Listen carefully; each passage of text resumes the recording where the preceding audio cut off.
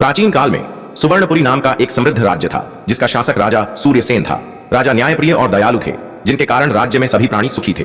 राजा की 6 पत्नियां थीं, सभी राजघरानों से आई थीं और अद्भुत गुणों से संपन्न थीं। परंतु इतनी समृद्धि के बावजूद राजा सूर्यसेन के मन में एक गहरा दुख था।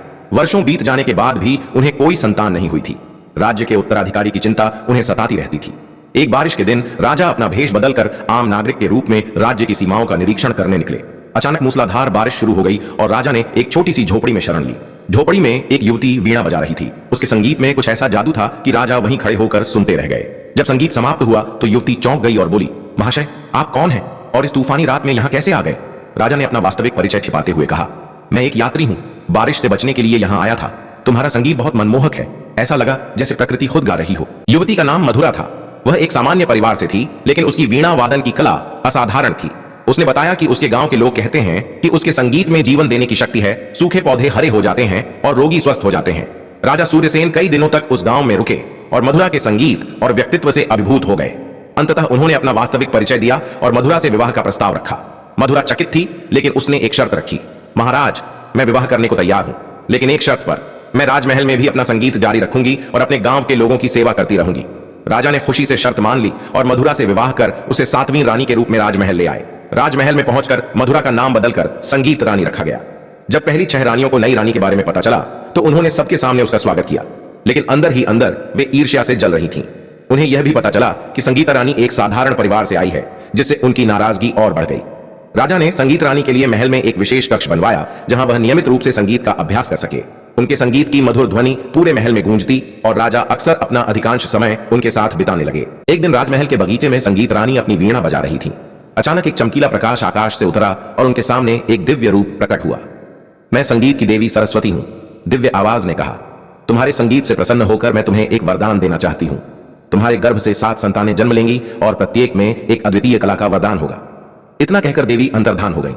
कुछ ही दिनों बाद संगीत रानी ने राजा को यह शुभ समाचार दिया कि वह गर्भवती हैं। राजा की खुशी का ठिकाना न रहा। जब अन्य रानियों को यह पता चला तो उनकी ईर्ष्या और भी बढ़ गई।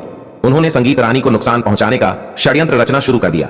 9 महीने बाद जब राजा पड़ोसी राज्य में एक महत्वपूर्ण संधि पर हस्ताक्षर करने गए थे, संगीता रानी को प्रसव पीड़ा हुई। बड़ी रानियों ने एक दुष्ट दाई को धन देकर अपने षड्यंत्र में शामिल कर लिया। चांदनी रात में संगीता रानी ने 7 बच्चों, 3 लड़कों और 4 लड़कियों को जन्म दिया, लेकिन प्रसव के तुरंत बाद दाई ने सभी बच्चों को चुरा लिया और उनकी जगह 7 पत्थर रख दिए। दाई बच्चों को लेकर जंगल की ओर भाग गई, लेकिन जंगल में एक अद्भुत घटना घटी। जैसे ही दाई बच्चों को मारने जा रही थी, आकाश से एक तेज प्रकाश हुआ और 7 पक्षियां प्रकट हुईं। वे पक्षियां 7 अलग अलग रंगों की थीं, लाल, नारंगी, पीली, हरी, नीली, नील और बैंगनी। पक्षियों ने अपने पंख फैलाए और एक सुरक्षात्मक घेरा बना लिया। दाई डर के मारे वहीं से भाग गई। पक्षियों ने अपनी चोंच से बच्चों को उठाया और जंगल के गहरे हिस्से में एक सुरक्षित स्थान पर ले गई। अद्भुत रूप से जिस स्थान पर वे बच्चे रखे गए, वहां 7 विशेष बीज गिरे। रात भर में उन बीजों से 7 अनोखे पौधे उग आए। एक चंपा का पौधा बीच में और उसके चारों ओर 6 बांस के पौधे। और अद्भुत रूप से इन पौधों ने मानवीय रूप धारण कर लिया। वे संगीत रानी के बच्चे थे। जब संगीत रानी होश में आई तो उन्हें बताया गया कि उन्होंने पत्थरों को जन्म दिया है। राजा लौटे और यह सच्चाई सुनकर अत्यंत क्रोधित हुए। उन्होंने संगीत रानी को महल से निकाल दिया और उनका संगीत बजाने पर भी प्रतिबंध लगा दिया। संगीत रानी दुखी मन से अपने गांव लौट गईं और एक एकांत झोपड़ी में रहने लगीं। उन्होंने धीरे धीरे फिर से वीणा बजाना शुरू किया, लेकिन उनके संगीत में अब एक अद्भुत दर्द और करुणा थी, जो सुनने वालों के हृदय को छू लेती थी। 7 वर्ष बीत गए। एक दिन राज्य के एक दूरस्थ गांव के किसान ने राजा से मिलकर एक अद्भुत घटना के बारे में बताया। उसके गांव के पास जंगल में 7 अनोखे पौधे उगे थे, जो मनुष्यों की तरह बात करते थे। राजा ने अपने मंत्री को जांच के लिए भेजा। जब मंत्री ने चंपा के फूल तोड़ने का प्रयास किया तो चंपा के पौधे ने मधुर आवाज में पूछा, बांस भैया और बहनों, क्या मैं इस आदमी को अपने फूल दूं? बांस के पौधों ने एक साथ जवाब दिया, नहीं, यह मंत्री हमारी मां के दुहक का कारण है, इसे कुछ मत दो।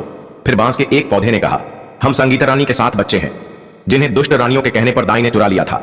देवी सरस्वती ने हमें बचाया और हम पौधों के रूप में जीवित हैं। जब यह बात राजा को पता चली तो वे तुरंत संगीता रानी को खोजने निकले। उन्होंने उसे एकांत झोपड़ी में पाया, जहां वह वीणा बजा रही थी। राजा ने क्षमा मांगी और उन्हें पूरी कहानी बताई। संगीत रानी को उन अद्भुत पौधों के पास ले जाया गया। जैसे ही उन्होंने पौधों के सामने वीणा बजाना शुरू किया, एक चमत्कारिक घटना घटी।